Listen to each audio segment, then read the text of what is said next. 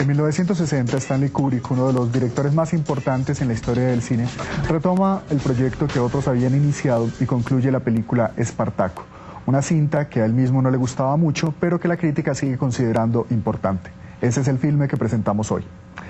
En Cine nos vemos. Nuestro invitado se llama José Stevenson y es profesor de historia. José, gracias por acompañarnos esta noche. Es un placer tenerte con nosotros. Gracias, muy complacido de estar aquí con ustedes. Muchas gracias. Bueno, tú además eres una persona con un perfil muy interesante porque trabajaste durante varios años en un programa que tenía Señal Colombia, un programa de cine que se llamaba Estudio. Empecemos por el tema más cinematográfico. Hablemos del cine histórico, que es todo un género. Bueno, el cine histórico casi es originario con el mismo Hollywood. Sabemos de Caviria, que hicieron los italianos, luego el mismo Intolerancia de Griffith, pues claro, también es una pauta. Clásico. Clásicos. Vemos también cómo el cine ya en los años 20 se institucionaliza el tema del cine espectáculo, sobre todo con Cecil B. DeMille. Cleopatra, Los 10 Mandamientos, todas estas películas que tenían un gran afluencia de público. Es verdad. Pero luego empieza a volverse un poco estereotipada y vemos cómo, pongamos, ya en los años 57, cuando DeMille hace la segunda versión de Los 10 Mandamientos, ya era un cine un poquito de segunda, no tenía mucho artístico. Pero con Wyler, con la segunda versión de Ben-Hur y sobre todo con Espartaco, vemos cómo esta cinematografía coge un relieve que no tenía antes. Eso es interesante. Si se trata de un género que existió durante tanto tiempo, que como tú bien lo dices, existe con el cine desde que el cine comienza, ¿qué pasa con el aporte Kubrick? Porque él es un autor, claramente. ¿Hay alguna... ¿su mano está ahí puesta de alguna manera en Espartaco? ¿O es solo una película histórica más? No, yo creo que la mano de él es maestra. Casi toda la historia de su cine pues nos lo dice. Pero hay unos factores que tienen algo que ver. El año 60, Kennedy fue muy partidario de esta película, de Espartaco. Kubrick tenía unas relaciones con Hollywood no del todo sanas, porque un año después él emigra a Inglaterra. Pero de todas maneras Kennedy creo que asiste a la inauguración y Kennedy la promovió mucho, porque el tema parecía como interesante en esa época. Así es cierto.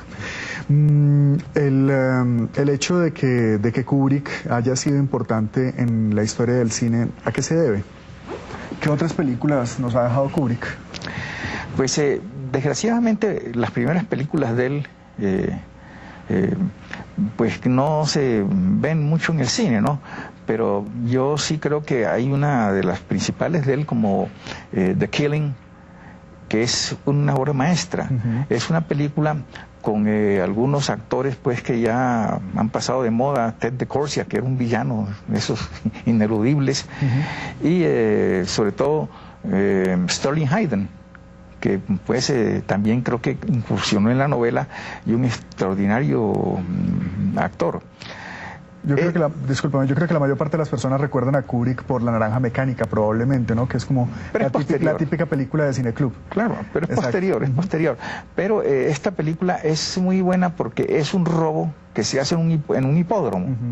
Y como buena moraleja, la plata no llega a su destino y después del robo llega un huracán y los billetes caen fluyendo, un poco parecido al final de del Tesoro de la Sierra Madre. Ajá, es cierto.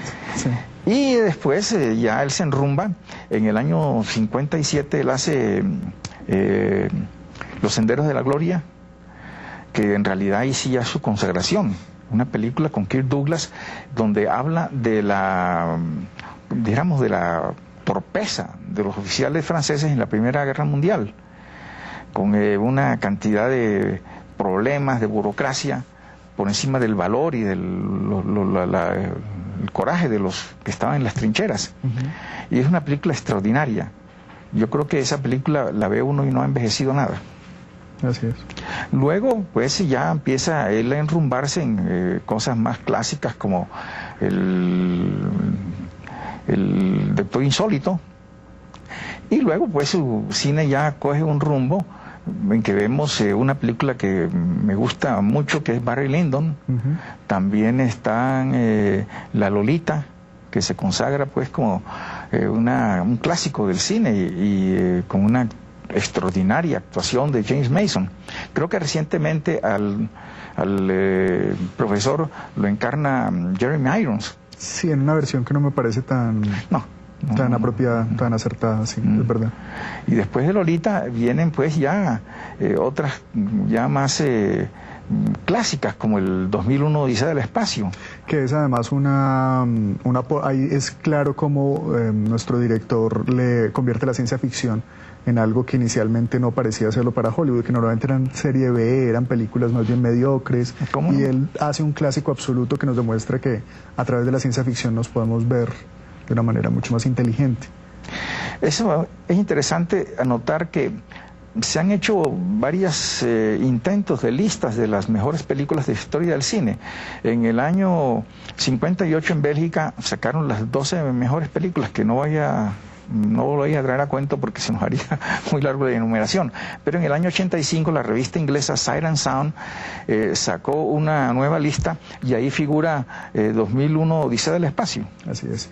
Bueno, José, y yéndonos al tema de Espartaco. ¿Espartaco realmente existió? ¿Por qué la historia de Espartaco es importante para nosotros?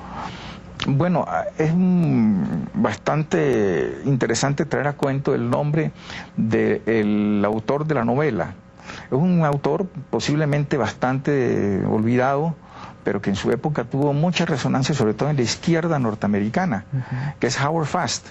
Howard Fast es el autor de la novela, donde pues seguramente investigó bastante toda la trascendencia de la esclavitud en Roma. Y eso nos parece hoy en día un poquito raro, ¿no? Pero es que en realidad en Grecia y en Roma, en las guerras, cuando se perdía la guerra, generalmente los prisioneros no iban a los calabozos, sino iban a la esclavitud. Claro, así era. Entonces, pues eso tiene una confrontación muy distinta a la que tiene la esclavitud hoy, que yo creo que está de acuerdo conmigo en que no ha sucumbido del todo, ¿no? Yo creo que a veces hay contratos que intermedian el asunto, pero no deja de haber una suerte de esclavitud a veces. En la historia de Colombia también está claramente unida a la esclavitud. De hecho, pues era la fuerza para el desarrollo económico más importante de la colonia, como lo sabemos muchos. ¿En qué año se da por abolida la esclavitud en Colombia? Mira, Bolívar la acaba con ella. Pero de palabra, y además el periodo de Bolívar pues se trunca, sabemos todos por qué. Claro. Pero luego ya oficialmente el general José Hilario López es el que ya, por medio de un decreto, la huele del todo. Pero hay un asunto que es importante de decir, y es que esto fue en el año 51, 1851, y solo en Estados Unidos, un país tan poderoso, solo Lincoln le acaba con la esclavitud, pero a costa de una guerra civil que sabemos la importancia que tuvo en la historia de Estados Unidos. Así es cierto.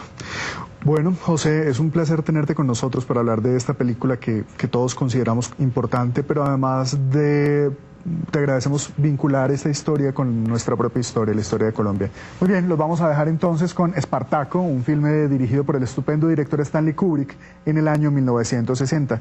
Ya lo ven, en Colombia también hubo esclavitud y de hecho muchas revueltas como las que estamos a punto de contemplar. A diferencia de lo que sucede con Espartaco, aquí varias de estas revueltas de esclavos condujeron a la fundación de Palenques. Les recordamos que pues en Cine nos vemos, que tenemos una página de internet y un correo electrónico que están ávidos de conocer sus comentarios